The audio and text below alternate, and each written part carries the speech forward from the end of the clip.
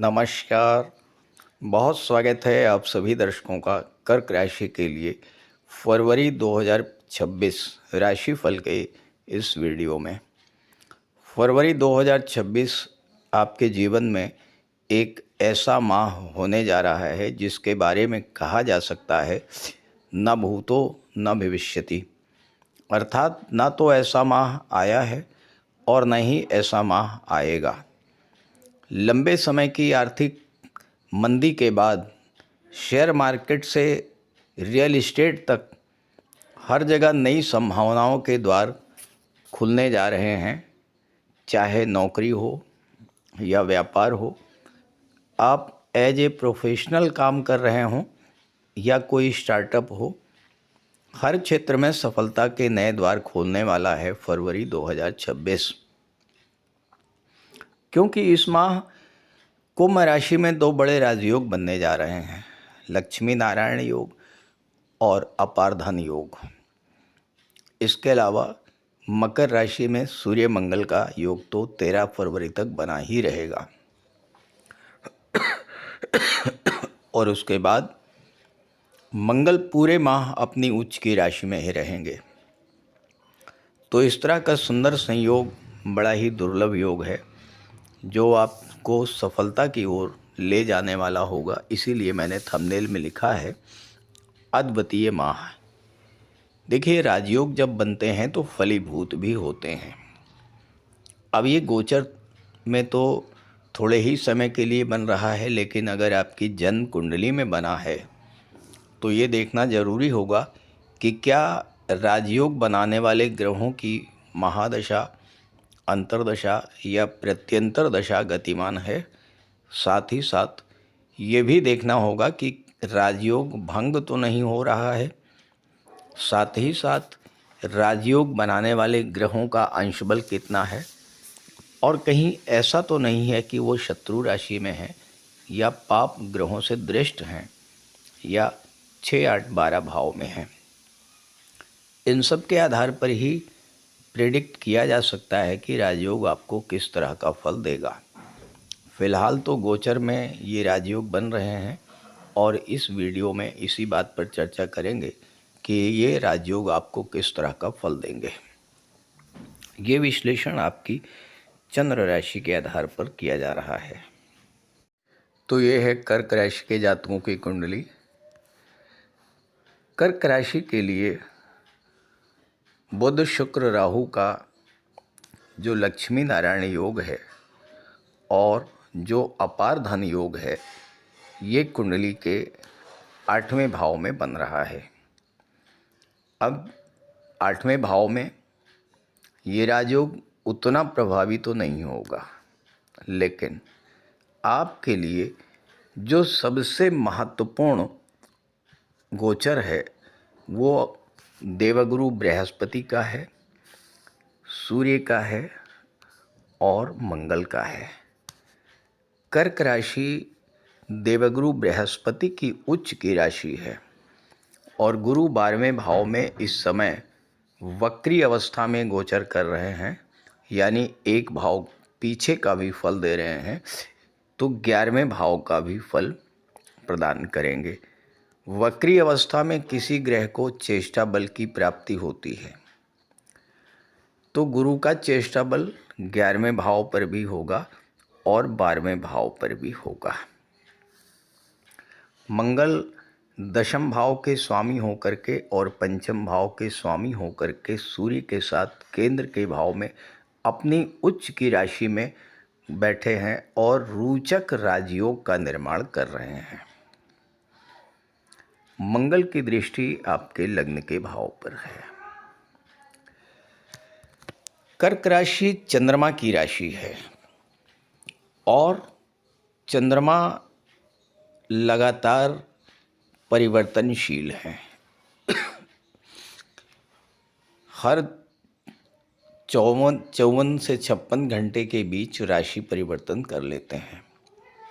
लगभग 2.5 दिन के बीच में राशि परिवर्तन कर लेते हैं और इसी वजह से कर्क राशि के स्वभाव में स्थिरता नहीं होती।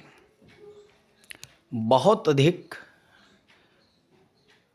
इमोशनल होते हैं कर्क राशि के जातक। लेकिन फरवरी का जो महीना है, इसमें मंगल और सूर्य का सप्तम में गोचर करना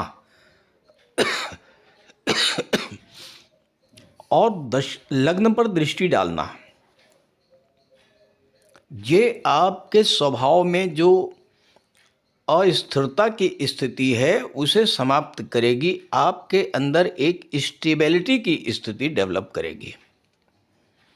मंगल आपके अंदर एक नई ऊर्जा का संचार करेंगे। सूर्य आपके आत्मविश्वास में वृद्धि करेंगे। मंगल और सूर्य जो ग्रहों के राजा और ग्रहों के सेनापति हैं, इनका प्रभाव जब लग्न पर होगा, आपके व्यक्तित्व में एक जबरदस्त परिवर्तन आएगा। और चूंकि गुरु जो कि ज्ञान के कारक हैं, वह भी वक्री अवस्था में गोचर कर रहे हैं। गुरु को चेष्टा बल की प्राप्ति है और गुरु आपकी कुंडली में छठे भाव और नवें भाव के स्वामी हैं। छठे और नवें भाव के स्वामी होकर के 12वें भाव में बैठे हैं। इस समय आपकी ऊर्जा, आपका फोकस, आपका कंसंट्रेशन कहाँ पर होगा? छठे भाव की चीज़ों पर होगा। छठा भाव यानी कि नौकरी, छठा भाव सर्विस सेक्टर, छठा भाव जो होता है ये कर्ज को भी दर्शाता है, शत्रुता को भी दर्शाता है। लेकिन छठे भाव के स्वामी गुरु जो कि 12वें भाव में बैठे हैं, वो छठे भाव पर अपनी ही राशि पर दृष्टि डाल रहे हैं। अब देखिए, अगर गोचर में या जन्म कुंडली में मंगल, सूर्य और गुरु ये मजबूत हों तो आपको गवर्नमेंट जॉब में सफलता मिलती है। आप सरकारी नौकरी के लिए अगर प्रयास कर रहे हैं और इस महीने में आपका एग्ज़ाम इंटरव्यू होता है तो सफलता मिल सकती है। और सबसे बड़ी बात यह है कि 12वें भाव यानी विदेश के भाव में गुरु बैठे हुए हैं वक्री अवस्था में, तो इस समय किसी विदेशी कंपनी में, किसी मल्टीनेशनल कंपनी में आपको जॉब मिल सकती है। देखिए, अष्टम में राहु बैठे हैं, अष्टम में बुध बैठे हैं, अष्टम में शुक्र बैठे हैं। मैं राजयोग की बात नहीं करूंगा, लेकिन जो स्पेसिफिक इफेक्ट है इन प्लैनेट्स का वो तो होगा ही। बुध राहु के साथ बैठे हैं 12वें भाव के स्वामी होकर के, और राहु की दृष्टि भी पड़ रही है 12वें भाव पर। 8वां भाव आकस्मिक घटनाओं का होता है और राहु अचानक से किसी भी घटना को घटित करा देते हैं। तो अगर आप विदेश में हैं या किसी विदेशी कंपनी में जॉब की तलाश कर रहे हैं, अचानक से एक बहुत अच्छा सुंदर अवसर आपको प्राप्त हो सकता है। राहु, गुरु, बुध तीनों के प्रभाव से। मंगल दशम के स्वामी होकर के केंद्र के भाव में अपनी उच्च की राशि में हैं और रोचक राजयोग बना रहे हैं। रोचक राजयोग वो होता है जो आपको अदम्य साहस का धनी बना देता है, टाइम का पंक्चुअल बना देता है, और वो बड़े बड़े कार्य जो दूसरे लोग नहीं कर पाते हैं वो आप करने की स्थिति में होते हैं।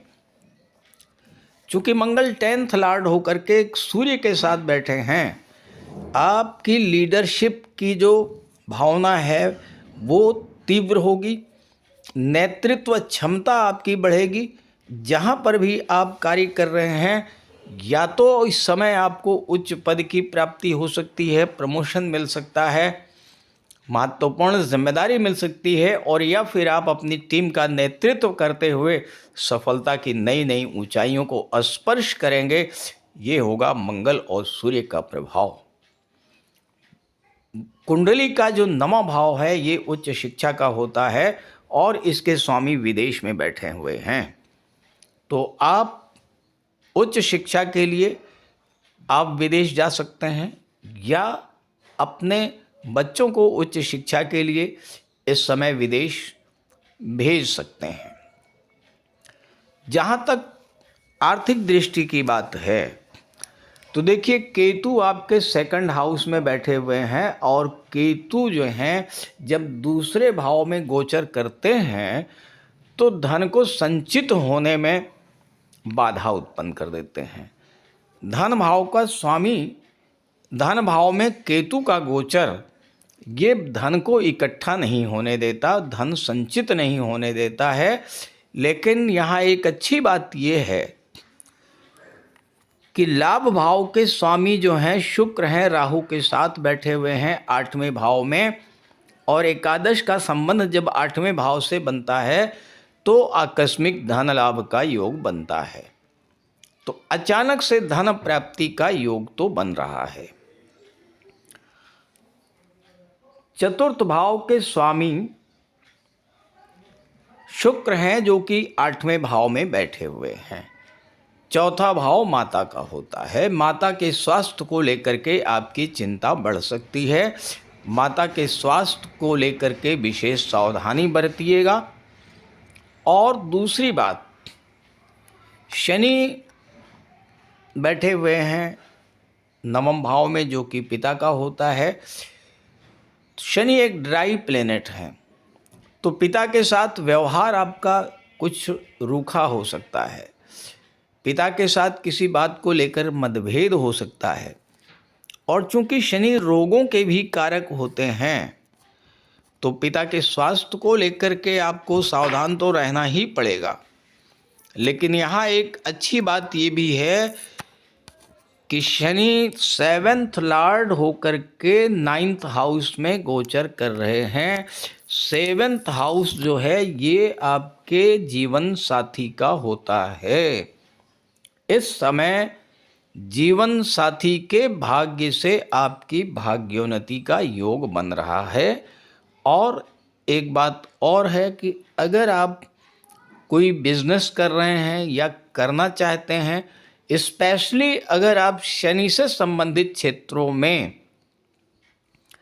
रियल एस्टेट का, प्रॉपर्टी डीलिंग का कार्य, as a builder, as a architect, as a building material supplier, या गैस और ऑयल के क्षेत्र में, मेटल्स मिनरल के क्षेत्र में, मेडिकल के क्षेत्र में, रबर, स्क्रैप, केमिकल प्रोडक्ट्स, इन सब क्षेत्रों में कोई नया व्यापार व्यवसाय शुरू करना चाहते हैं और वो व्यापार अगर आप अपने जीवन साथी के माध्यम से, अपने जीवन साथी के सहयोग से, अपने जीवन साथी के नाम से व्यापार करते हैं तो यहाँ पर आपके जीवन साथी का भाग्य आपको सपोर्ट करेगा और आपको सफलता मिलेगी। और चूंकि शनि अष्टम भाव के भी स्वामी हैं तो अष्टम भाव की चीज़ों से जुड़ करके जो कार्य करेंगे, जो मैंने अभी आपको बताया, तो उन क्षेत्रों में आपको बड़ी सफलता का योग भी बन रहा है। छात्रों की बात करें तो देखिए, पंचम के स्वामी जो हैं मंगल उच्च की राशि में बैठे हैं। इस समय छात्रों का मनोबल बहुत ऊंचा रहेगा। आपके अंदर एक नई ऊर्जा का संचार होगा। आपका फोकस बढ़ेगा अपने सब्जेक्ट पर। और अगर आप इस समय IAS, IPS, सिविल सर्विसेज की तैयारी कर रहे हैं तो आपके लिए मंगल और सूर्य का गोचर एक बहुत बड़ा वरदान लेकर के आ रहा है। इस गोचर का पूरा लाभ उठाइए। ये वीडियो, ये जानकारी अपने साथियों, मित्रों को भी शेयर कीजिए। अब प्रश्न ये है कि कर्क राशि के 1-2 नहीं करोड़ों जातक हैं तो क्या सभी को एक जैसा ही लाभ मिलेगा? ऐसा बिल्कुल नहीं संभव है। क्योंकि कर्क राशि के जातकों एक दो नहीं करोड़ों जातक हैं और सबकी कुंडली में ग्रहों की स्थिति अलग अलग है। तो अगर आप ये जानना चाहते हैं कि आपके कुंडली में ग्रहों की क्या स्थिति है, किस ग्रह के कारण आपके जीवन में समस्या है, कौन सा ग्रह आपको सपोर्ट कर रहा है, किस ग्रह की महादशा अंतर्दशा गतिमान है और आपको किस दिशा में जाना चाहिए, किस दिशा में कार्य करना चाहिए, तो इसी वीडियो के डिस्क्रिप्शन बॉक्स में मैंने अपना व्हाट्सएप नंबर दे दिया है।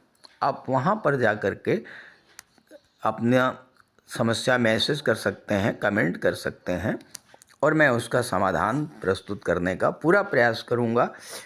लेकिन कमेंट बॉक्स में दिए गए किसी भी अनजान नंबर पर कांटेक्ट मत कीजिएगा, ये एक स्कैम हो सकता है। मैं इसीलिए अपना व्हाट्सएप नंबर स्क्रीन पर लिख दे रहा हूँ, इसे आप नोट कर लीजिए 90 581 128। तो इसी नंबर पर कांटेक्ट कीजिएगा और इस गोचर का पूरा लाभ उठाइए। नमस्कार।